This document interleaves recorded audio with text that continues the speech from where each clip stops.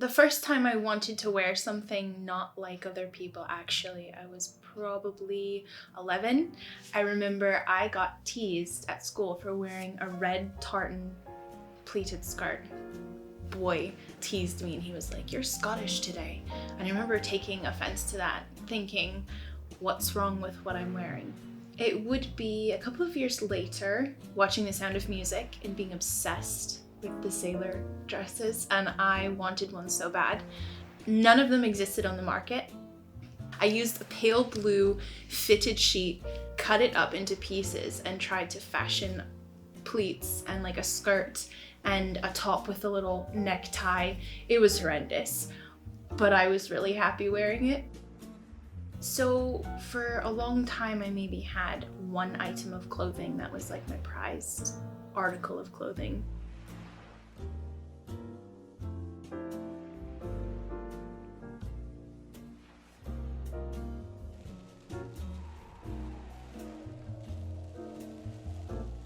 So I would say it's taken about 10 years to get to a point where I've narrowed down my style is something like Edwardian child, schoolgirl chic, Victorian, Quaker punk. I don't think for me it's just what it looks like on the outside. For me, it actually reveals the character maybe of the person. And I say character, I mean integrity. To me, it says that that person can be bothered, that they're motivated, that they have passion, that they care. And that's part of the reason why I changed my style too, was I don't feel good in myself if I were to lounge about, if I were not to make an effort. It just doesn't make me feel good. And so when I see people rocking their look and doing their thing and mixing and matching textiles and accessories, I just feel like you can see that they feel good about how they look. And there's something really attractive, I think, about people who are creative. I would say that dressing creatively is like one of the most inspiring things. I do have a desire to have my own clothing line, which would include a service for tailoring in shop or online, if I were to have the time or the capacity to do that.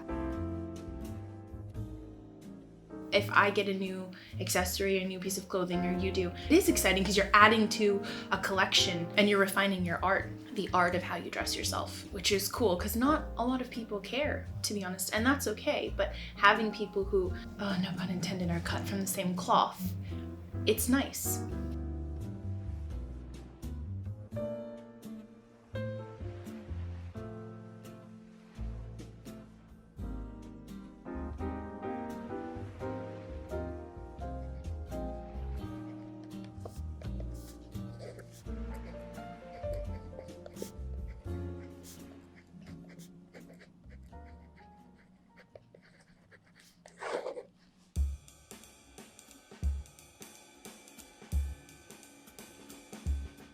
I started my sartorial journey around 3-4 years ago. I was watching a lot of classic gangster movies from the 20s and the 30s, and I just loved the style and the aesthetic of the clothes they were wearing and the kind of attitudes and the way people perceived them. They had this power and they just held a lot of authority, and I just loved the pinstripe suits and I love the cuts. You know, the 20s and the 30s, a lot of people say the golden era of style, and I just really appreciated that aesthetic and the colours and the fabrics, and I find you got a lot more compared to the high street today. I'm always continuing my evolution in the sartorial game. I'm always looking at what I can improve on, especially when it comes to fits and proportions, and when it comes to tailoring your garments to make them look a certain way. And recently, the last year or so, coming from PT Wilmo, I've really developed this kind of sartorial cowboy look, I call it. It's basically suited 3-piece, 2-piece looks with a cowboy twist, and I've been having a lot of fun with that. I find it quite free, I find it quite bold, I find it quite playful.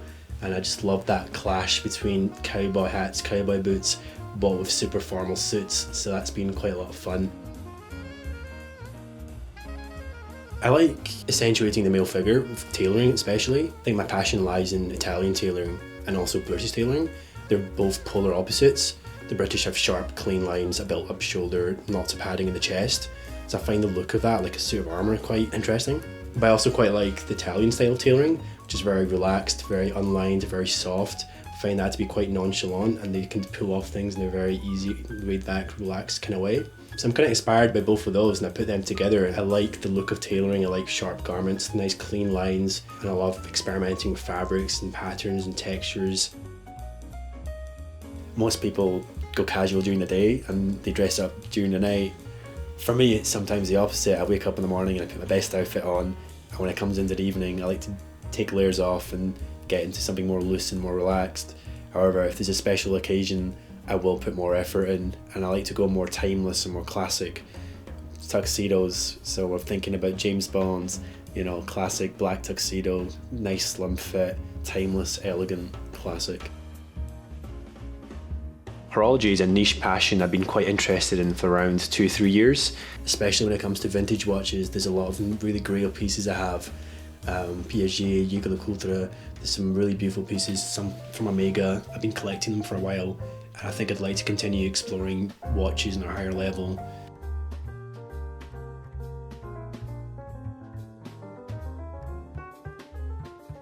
I think most people in the modern day can become lost. It's like a sea of everyone looking the same and feeling the same. I walk down the high street and I just see 50 million shades of navy and grey, and everyone just kind of blends in.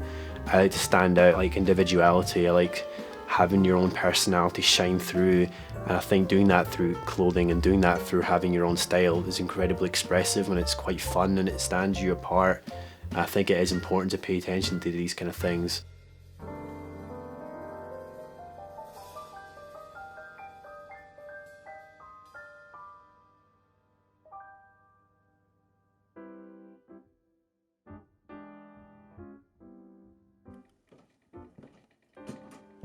I would really love to go back to Edwardian days just for the sake of being able to walk around in my outfits and just be one of many.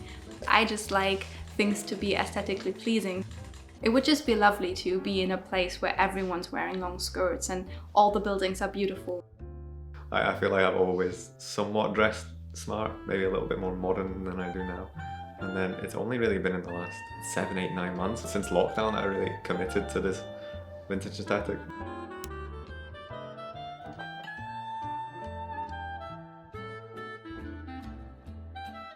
I feel like when you wear something sharp or something more dapper, let's say, you immediately get a confidence boost from it. You walk with your chest pushed out, your shoulders up.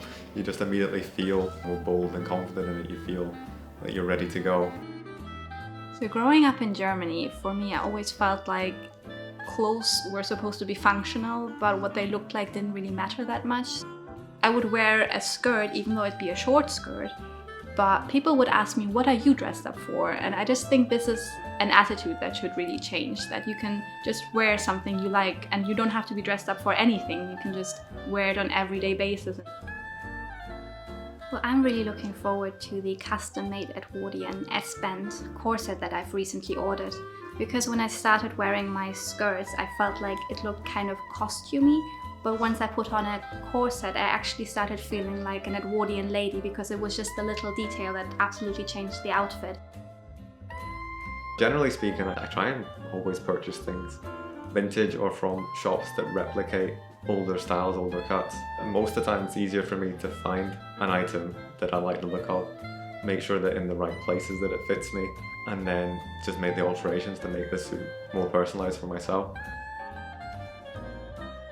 Yeah, it's more flattering than you've got all the finer details, like your wider lapels, your tie pins, your pocket watches. Everything's just aesthetically more pleasing from the earlier decades than it is now. Nowadays, everything's just ready to wear. Not that ready to wear is bad. I mean, I own a lot of ready to wear things myself, but just modern day things. It's just a case of it's a suit and nothing more. No one really thinks of the finer details, whereas back then, every man wore a suit. So a suit was just your natural attire, your uniform, and then you would express yourself with the finer details.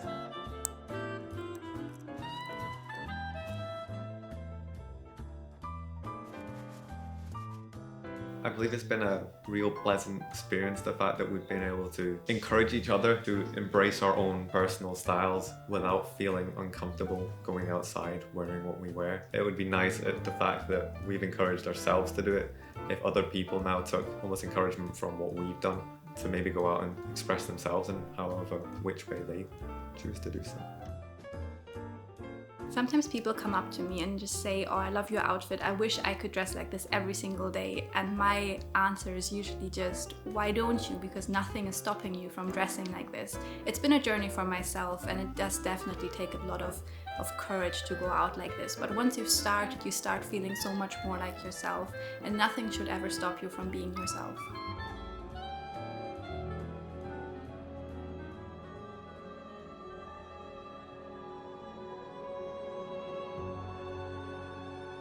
The best part?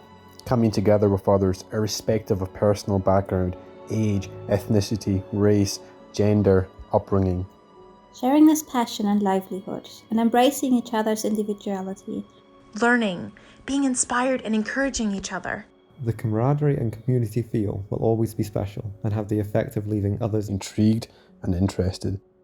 At the end of the day, this is our style, our self-expression, and we do this through tailoring, Through Sartorialism.